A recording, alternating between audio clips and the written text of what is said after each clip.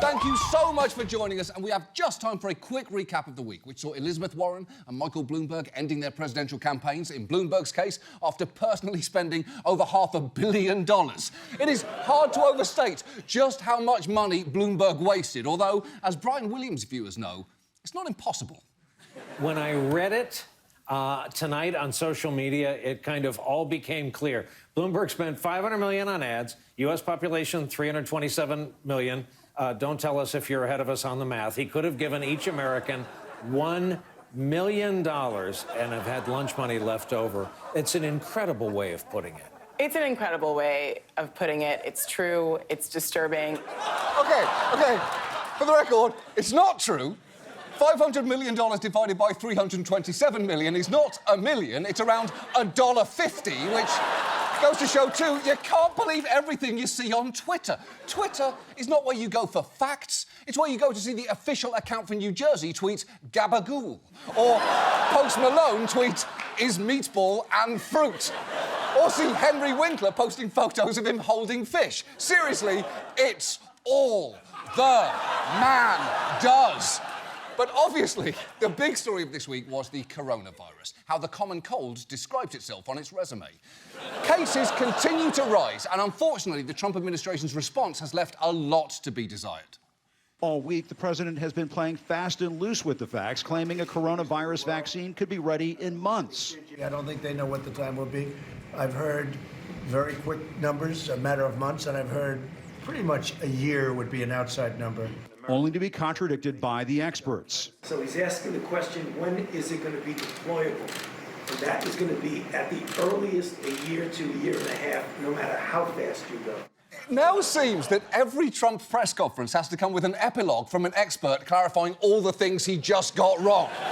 If I may jump in here, the president just said that a cure would come very quickly. It's more likely to take at least a year. He also said that it's the meanest virus he's ever seen. That's ridiculous. It's a virus. It has no intent. You also saw the president assure us that you couldn't get the virus from sucking on D's. I then mistakenly asked, D's what? To which he replied, D's nuts, and demanded a high five. And while I cannot believe I have to say this, depending on the nuts, we cannot say for absolute certain that you would not get the coronavirus from sucking on Doe's nuts.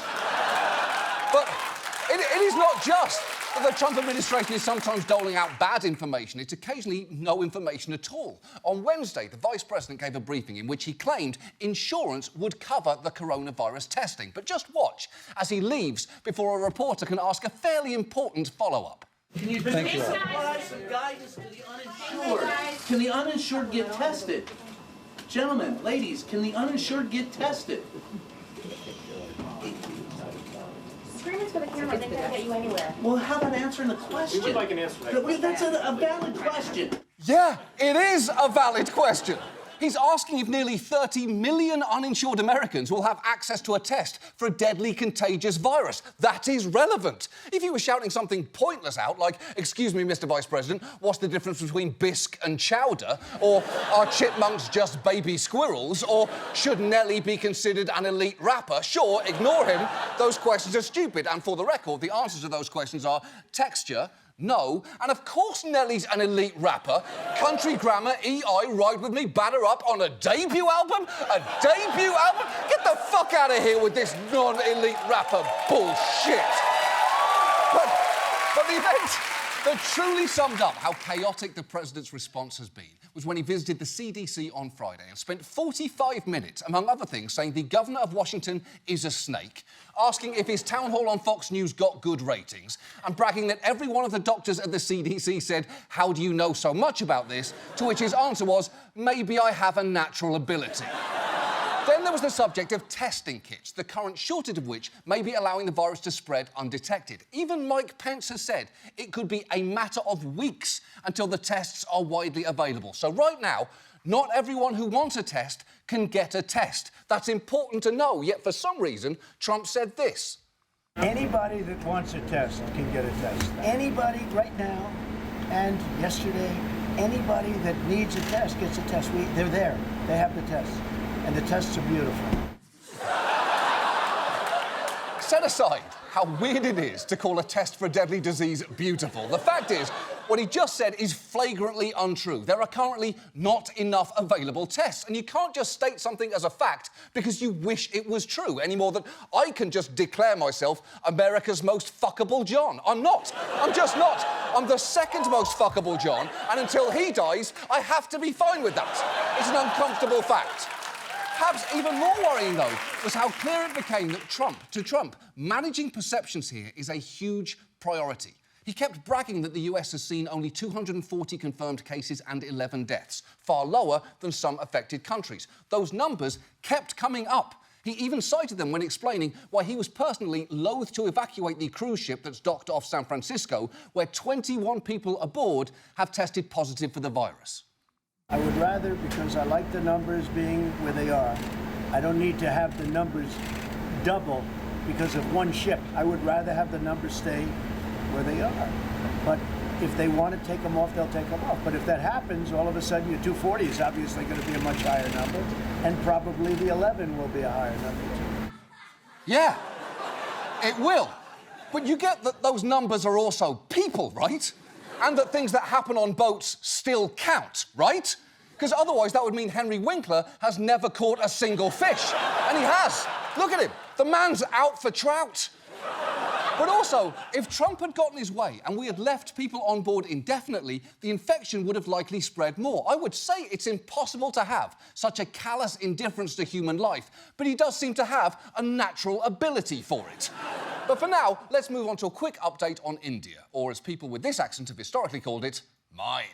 A couple of weeks ago, we did a story about India's Prime Minister Narendra Modi, which some die-hard Modi supporters like Arnab Goswami, the Tucker Carlson of India, did not enjoy. Now, the first hint I got that he was not happy with me was in a promo for his upcoming show. Go look at yourself in the mirror and tell yourself whether you're a motivated fool, consciously or unconsciously a fool, or whether you are just malicious. Now, I don't know if you noticed there, but when he said, look in the mirror, this is what was in the mirror. And look, that might not be me. It might not be me. That could be Steve Mnuchin, or Milhouse from The Simpsons, or this one owl, you know, any number of hotties. But in case you were thinking that it could have been someone else, I'm afraid his show cleared any confusion up. An ignoramus of exceedingly global proportions, Sushant Sareen. A man whose only job is as a comedian. He's not even smart enough to be a satirist. A person with absolutely no knowledge, and who I'm told even has his good morning and good evening written out to him by his team of researchers. A British-American late-night, third-rate TV host. John Oliver, you embarrass yourself. Listen. I'll give you ignoramus. I'll even give you third-rate TV host. My researchers assure me that's actually a compliment. But I embarrassed myself? Who the fuck do you think you're talking to? I used HBO's money to purchase and wear jeans designed to give me a sweet peach on television. And not only did I publicly release this photo to the world, I put it on billboards to promote this show. That's in Times Square right now. I am beyond the capacity for shame. You can't hurt me. Now, the interesting thing about him scolding me about our Modi show is that episode didn't actually air in India.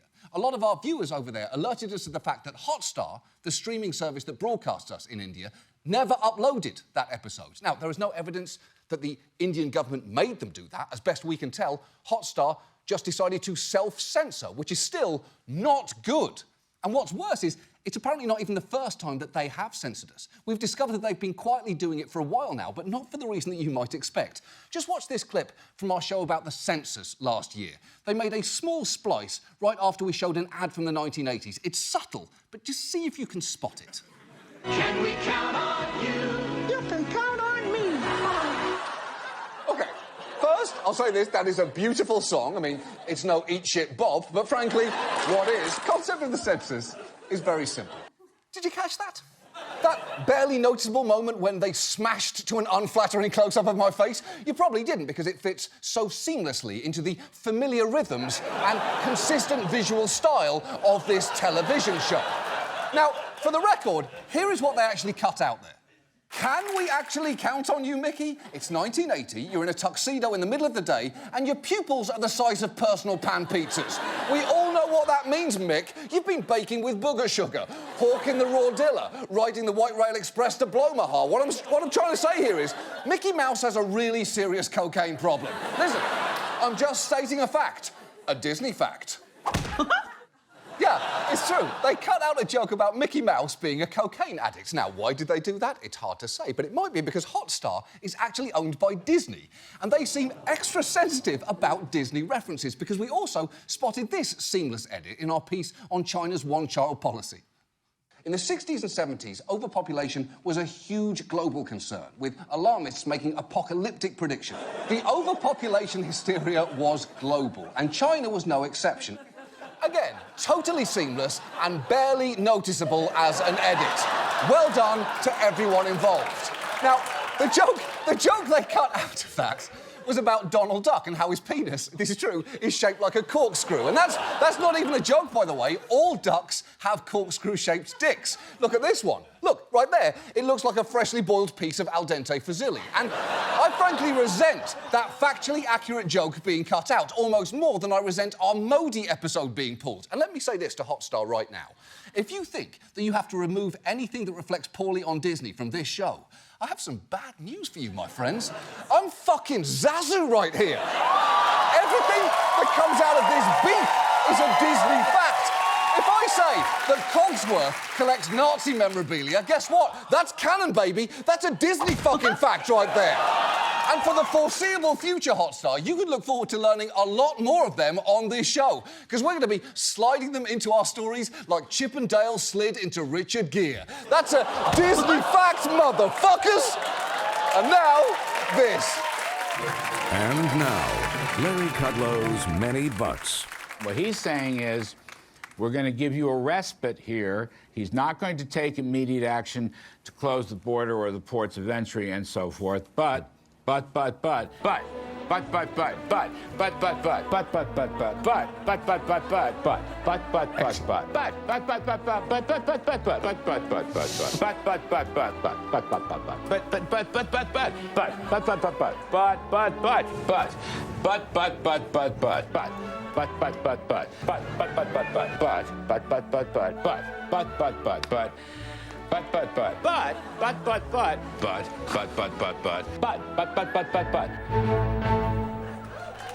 Moving on.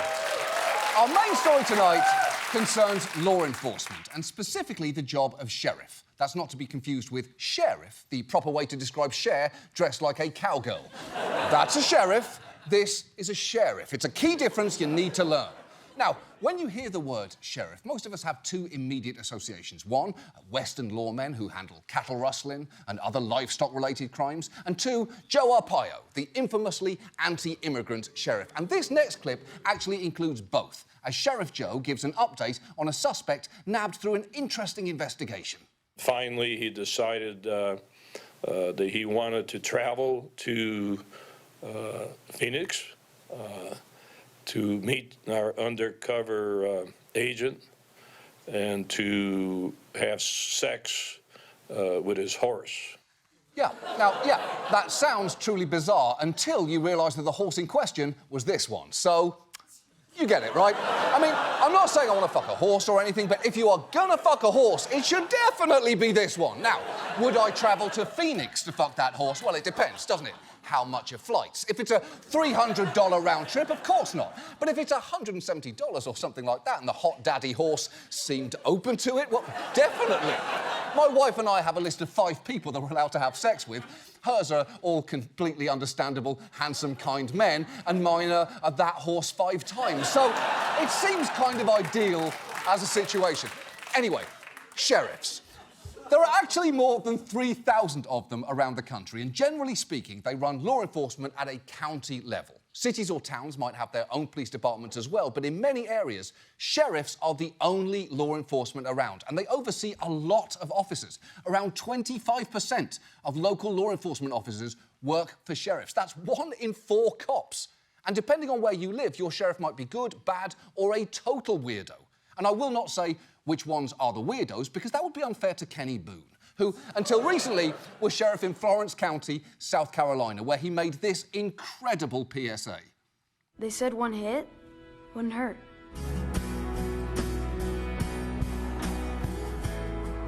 They said one hit wouldn't hurt. They lied. I'm Sheriff Kenny Boone. Please, please talk to your kids about drugs. Talk to your kids about drugs. What are you doing? That is so magnificently weird. I want 900 more versions of that PSA where Kenny Boone implores us to talk to our kids about other things. Talk to your kids about slugs. Please, talk to your kids about rugs. People, I'm begging you, talk to your kids about pugs. They said one lick wouldn't hurt. They lied.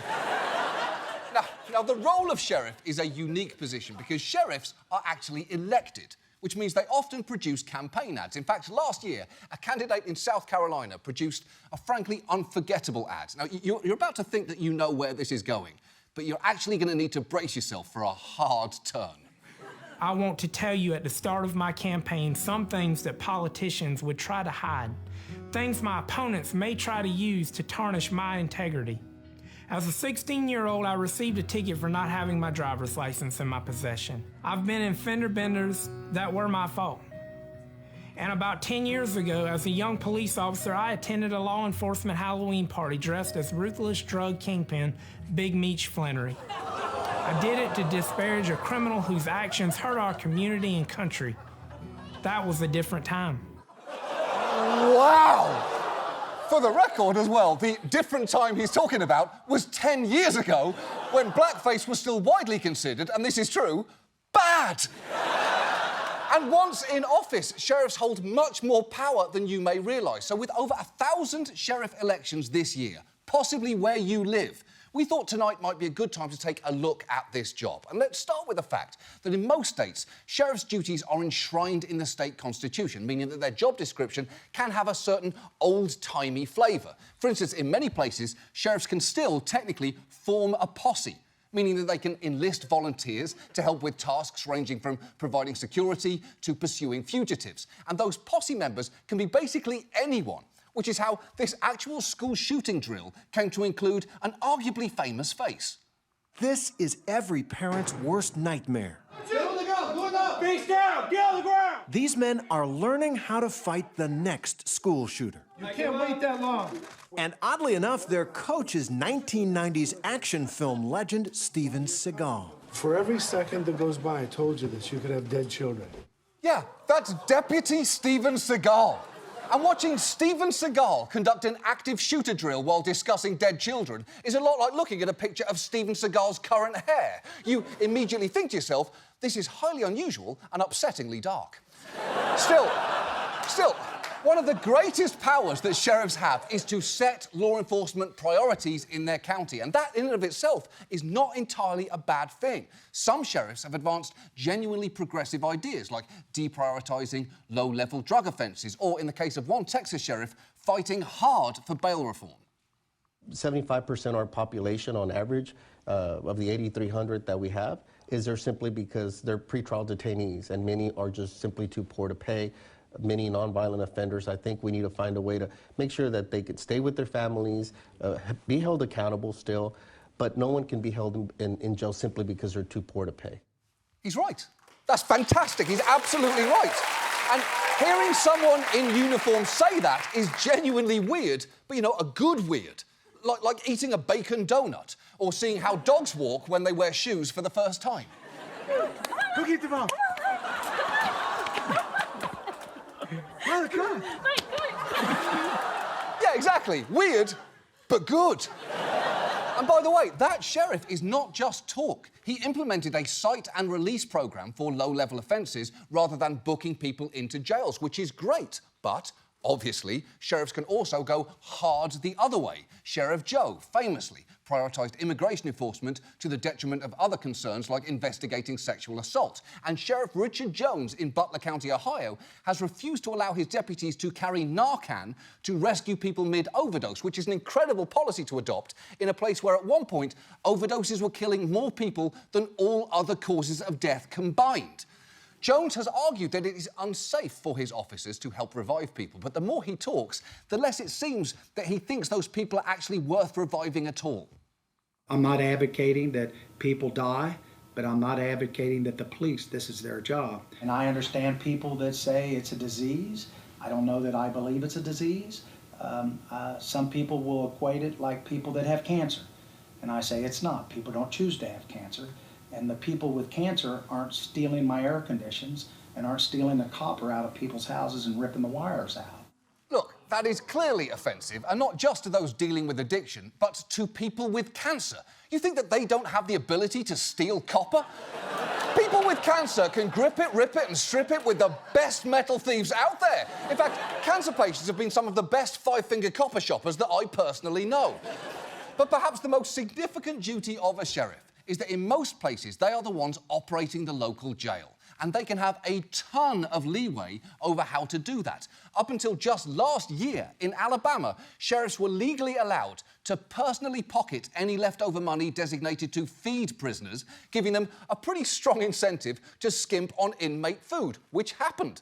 The most spectacular example of this was Sheriff Todd Entrikin of Etowah County. Over the years, there have been accusations of problems with the quality and quantity of food in his jails. And while he denied those allegations, 2 years ago, it emerged that he bought a $740,000 beach house. And if that seems like a suspiciously large purchase for someone with his salary, this probably won't surprise you.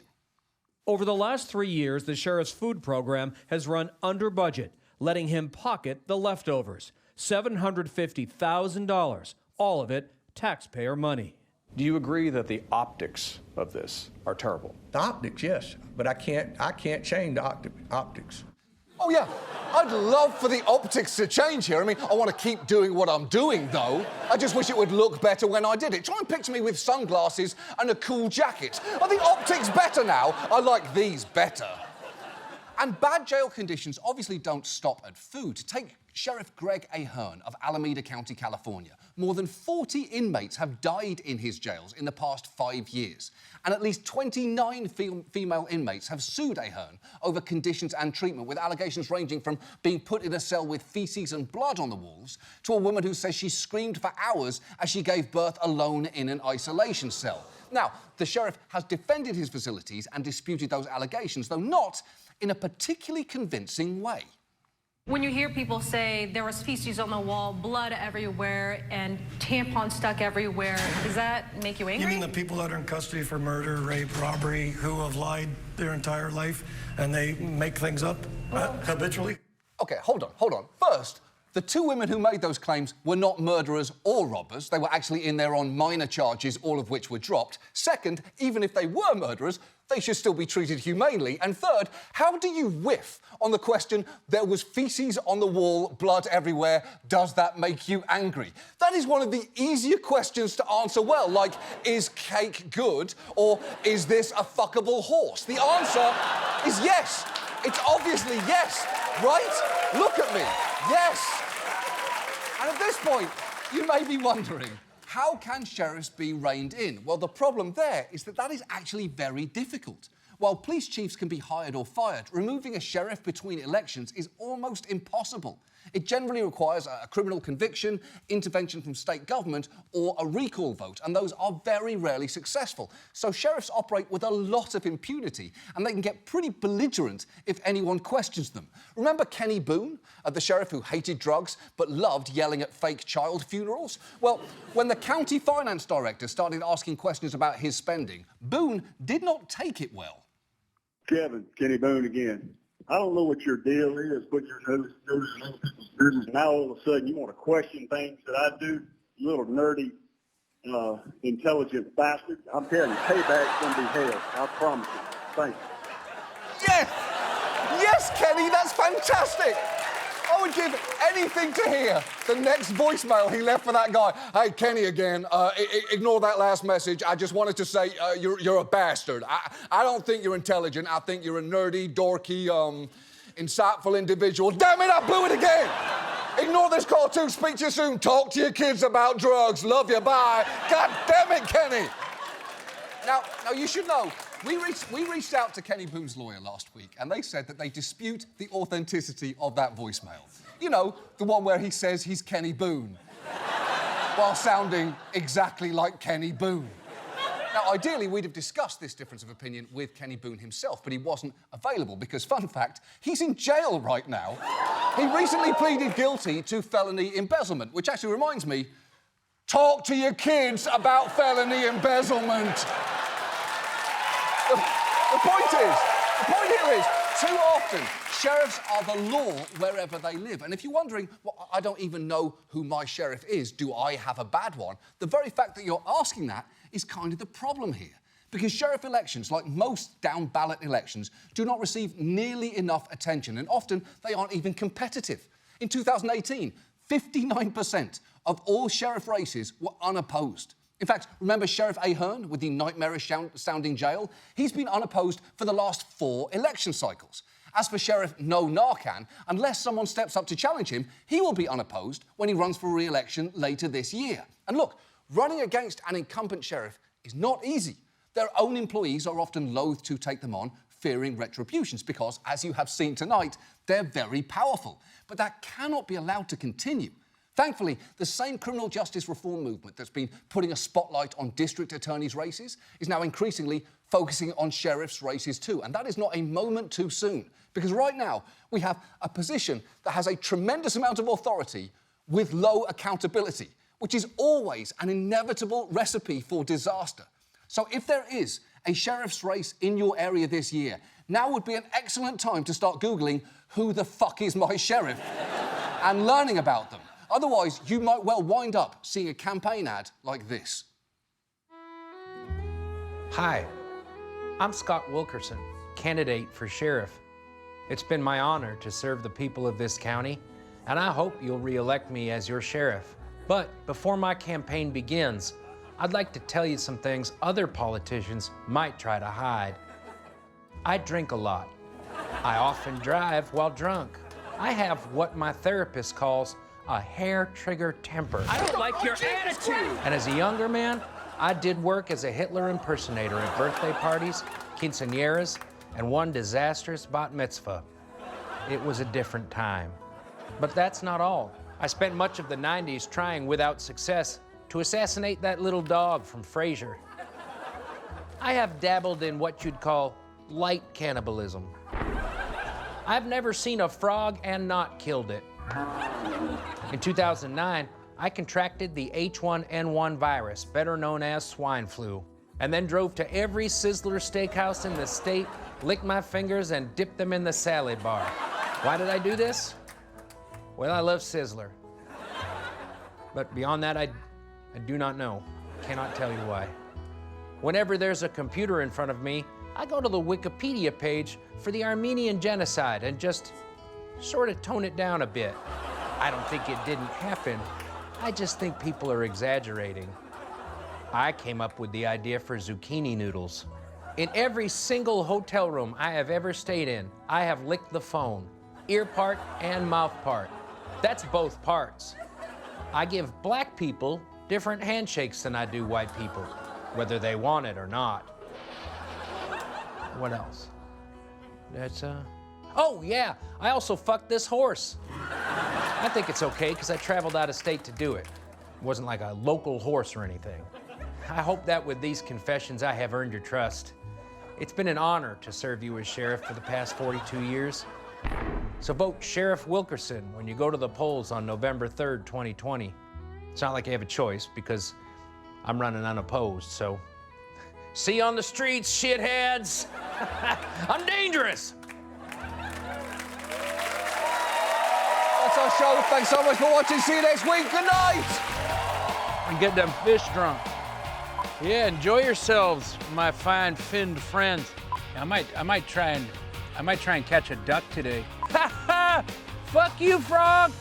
I also like strangling frogs. You know, not just shooting at them. I like killing them anyways.